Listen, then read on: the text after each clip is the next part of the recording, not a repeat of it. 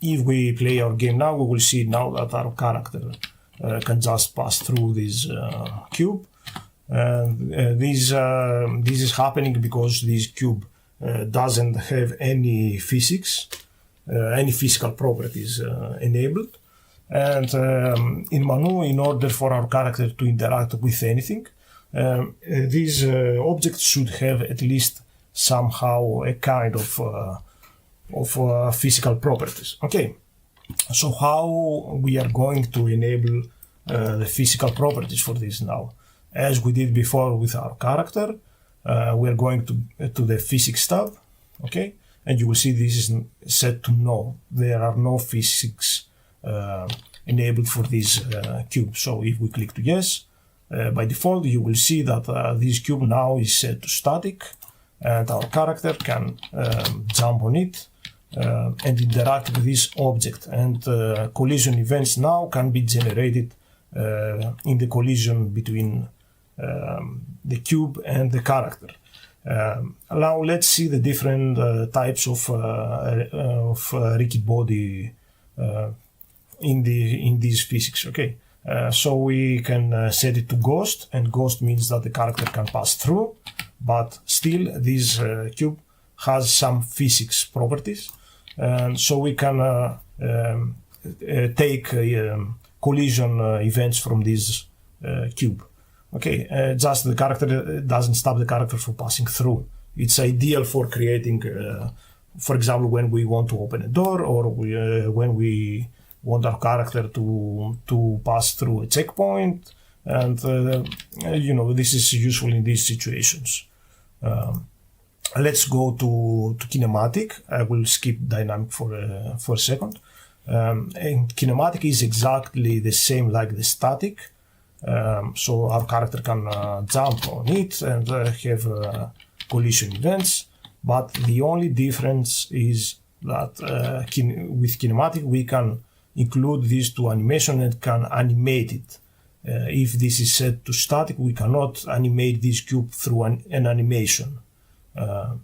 It's just for static, it's just to prevent a player to move to a different area, or just for the character to step on it.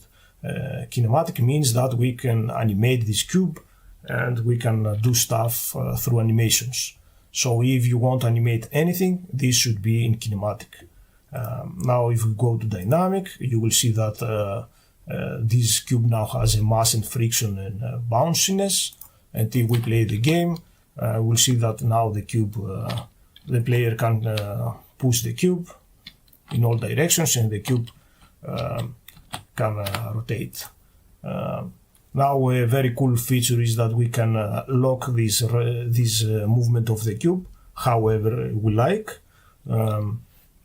And so if we, for example, click on the x-axis, we are locking this movement. So we prevent this cube from rotating in x-axis or y or z, and let's lock the movement to z axis also. So now our character can push the cube, but the cube is not rotating, but she cannot push in this direction because we have locked it. Okay, so let's unlock this.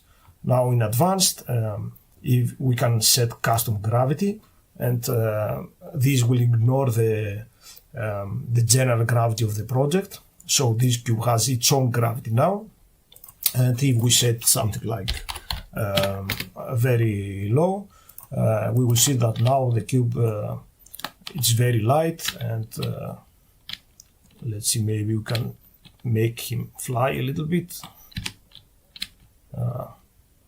Let's see, come on, okay. So you see, it's like now the cube has very low gravity, and it's like being in a different planet or the moon or something like that. Okay. So this custom gravity is very good when we want to create projectiles.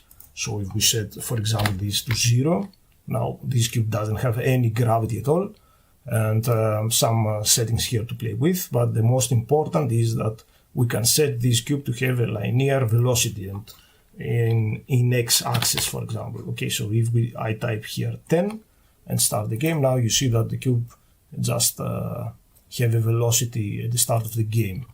Let's try now and take, for example, this island, which is not a cube, obviously, and has a different, very unique shape. Okay, if we try now to enable physics for this, let's see what will happen.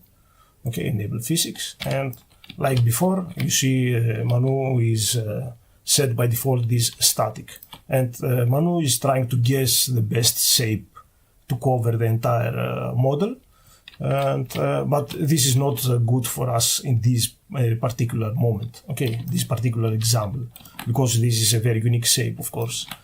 So what can we do about it? You see there are different colliders. Right now it's in box.